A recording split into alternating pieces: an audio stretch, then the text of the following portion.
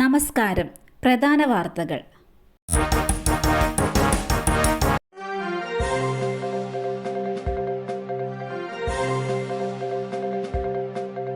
മാനുകൾ ചത്ത സംഭവം വാതിൽ തുറന്നിട്ടോ എന്ന് പരിശോധിക്കും. പുത്തൂർ സുവോളജിക്കൽ പാർക്കിൽ നായ്ക്കളുടെ കടിയേറ്റ മാനുകൾ ചത്ത സംഭവത്തിൽ ജീവനക്കാരുടെ വീഴ്ച ഉൾപ്പെടെ പരിശോധിക്കുമെന്ന് chief wild life warden Pramod G Krishnan.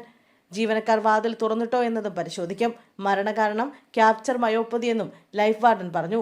നായ്ക്കൾ കടന്നതിലുണ്ടായ സമ്മർദ്ദം മരണത്തിലെത്തിച്ചു. സുരക്ഷാ പഴുതുകൾ പരിഹരിക്കുമെന്നും മാൻകൂട്ടിലും CCTV ക്യാമറയ്ക്ക് ശുപാർശ നൽകുമെന്നും പിഴവ് ആവർത്തിക്കാതിരിക്കാനുള്ള കരുതലെടുക്കുമെന്നും അദ്ദേഹം കൂട്ടിച്ചേർത്തു. മൂലമറ്റം ജലവൈദ്യുത നിലയം അടച്ചു. അറ്റകുറ്റപ്പണികൾക്കായി ഇടുക്കി മൂലമറ്റം ജലവൈദ്യുത നിലയം അടച്ചു. ഇന്നു മുതൽ 1 മാസത്തേക്കാണ് അടച്ചത്. ജലവിതരണത്തിന് ബദൽ സംവിധാനങ്ങൾ ഒരുക്കി. ഇന്നലെ നടന്ന മന്ത്രിതല യോഗത്തിലാണ് അടയ്ക്കാൻ തീരുമാനമായത്. പുലർച്ചെ 4 മണിയോടെയാണ് വൈദ്യുത നിലയം അടച്ചത്. ജനറേറ്ററുകളുടെ അറ്റകുറ്റപ്പണി തുടങ്ങി. വൈദ്യുതി വിതരണത്തിന് പ്രതിസന്ധി ഉണ്ടാകില്ല എന്ന് അധികൃതർ അറിയിച്ചിട്ടുണ്ട്. കുവൈറ്റിൽ എണ്ണ ഖനന കേന്ദ്രത്തിൽ അപകടം. 2 മലയാളികൾ മരിച്ചു. കുവൈറ്റിലെ അബ്ദുല്ലയിലെ എണ്ണ ഖനന കേന്ദ്രത്തിൽ ജോലി ചെയ്യുന്നതിനിടെയുണ്ടായ ദാരുണാപകടത്തിൽ 2 മലയാളികൾ മരിച്ചു. ജോലിക്കിടെ പെട്ടെന്നുണ്ടായ അപകടത്തിൽ തലയ്ക്ക് ഗുരുതരമായ പരിക്ക് പറ്റിയതിനെ തുടർന്നാണ് ഇരുവരുടെയും മരണം സംഭവിച്ചത്. തൃശൂർ നടുവിലെ പറമ്പിൽ നിഷിൽ സദാനന്ദൻ, കൊല്ലം സ്വദേശി സുനിൽ സോളമൻ എന്നിവരാണ് മരിച്ചത്. ഇരുവരും എണ്ണ ഖനന മേഖലയിലുള്ള കരാർ തൊഴിലാളികളായിരുന്നു. മൃതദേഹം ജഹ്റ ആശുപത്രി മോർച്ചറിയിൽ സൂക്ഷിച്ചിരിക്കുകയാണ്. അപകടത്തിന്റെ കൃത്യമായ കാരണത്തെക്കുറിച്ച് അധികൃതർ വിശദമായ അന്വേഷണം ആരംഭിച്ചു. TP ചന്ദ്രശേഖരൻ വധക്കേസ്. കൊടിസുനിയെ ജയിൽ മാറ്റണമെന്നാവശ്യപ്പെട്ട് അമ്മ ഹൈക്കോടതിയെ സമീപിച്ചു. തവനൂർ ജയിലിൽ നിന്നും കണ്ണൂരിലേക്ക് മാറ്റണമെന്നാണ് കൊടിസുനിയുടെ അമ്മയുടെ ആവശ്യം. ഹർജിയിൽ കോടതി സർക്കാരിന്റെ വിശദീകരണം തേടി. കേസിൽ കൊടിസുനി ഉൾപ്പെടെയുള്ള പ്രതികളുടെ ജയിലിലെ കുറ്റകൃത്യങ്ങൾ വ്യക്തമാക്കുന്ന റിപ്പോർട്ടിന്റെ അടിസ്ഥാനത്തിലായിരുന്നു കൊടിസുനിയെ തവനൂരിലെ ജയിലിലേക്ക് മാറ്റിയത്. KC വേണുഗോപാലിനെതിരെ സൈബർ ആക്രമണം. കേസെടുത്തു. വീട്ടമ്മയായ യുവതിയുടെ മൊബൈൽ നമ്പർ കബളിപ്പിച്ച് കൈക്കലാക്കി KC വേണുഗോപാൽ MPക്കെതിരെ സൈബർ ആക്രമണം. യുവതി പരാതി നൽകിയതോടെ മൈസൂർ പോലീസ് കേസെടുത്ത് അന്വേഷണം ആരംഭിച്ചു. മൈസൂർ സിറ്റി പോലീസ് കമ്മീഷണർക്ക് ഇരിക്കൂർ സ്വദേശിനി നൽകിയ പരാതിയിലാണ് കേസെടുത്തത്. മൈസൂരിൽ സ്ഥിരതാമസമാക്കിയ കണ്ണൂർ ഇരിക്കൂർ സ്വദേശിനിയുടെ മൊബൈൽ നമ്പർ ഉപയോഗിച്ച് വ്യാജ ഫേസ്ബുക്ക് അക്കൗണ്ട് സൃഷ്ടിച്ചാണ് സൈബർ ആക്രമണം നടത്തിയത്. ഈ മൊബൈൽ നമ്പർ ഉപയോഗിച്ച് കുണ്ട്ര ബേബി എന്ന വ്യാജ ഫേസ്ബുക്ക് ഐഡിയിൽ നിന്നാണ് KC വേണുഗോപാലിനെതിരായ സൈബർ ആക്രമണ പോസ്റ്റുകൾ പ്രത്യക്ഷപ്പെട്ടത്.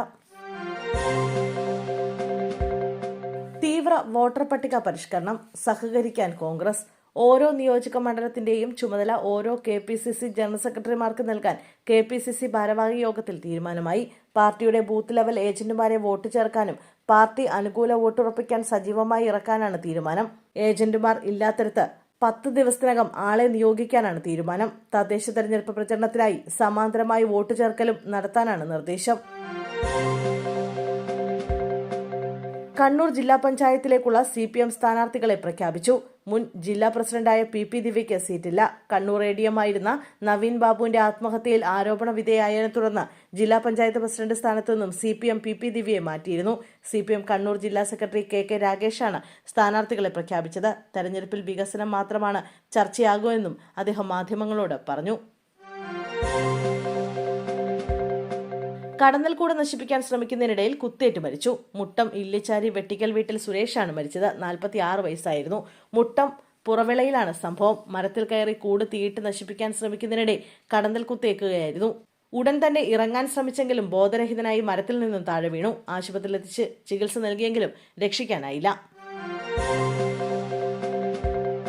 വീടിനുള്ളിലെ കിടപ്പുമുറിയിൽ വീട്ടമ്മയെ മരിച്ച നിലയിൽ കണ്ടെത്തി. ആലപ്പുഴ അരൂർ പഞ്ചായത്ത് 12-ാം വാർഡ് ചന്ദ്രൂർ ചിറയിൽ മാലതിയാണ് മരിച്ചത്. 56 വയസ്സായിരുന്നു.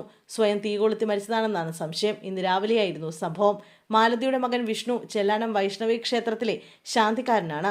ഇന്ന് ക്ഷേത്രത്തിലെ ആയില്യം പൂജ കഴിഞ്ഞ് ഇദ്ദേഹം വീട്ടിലെത്തിയപ്പോൾ വീട് അടച്ചിട്ട നിലയിലായിരുന്നു.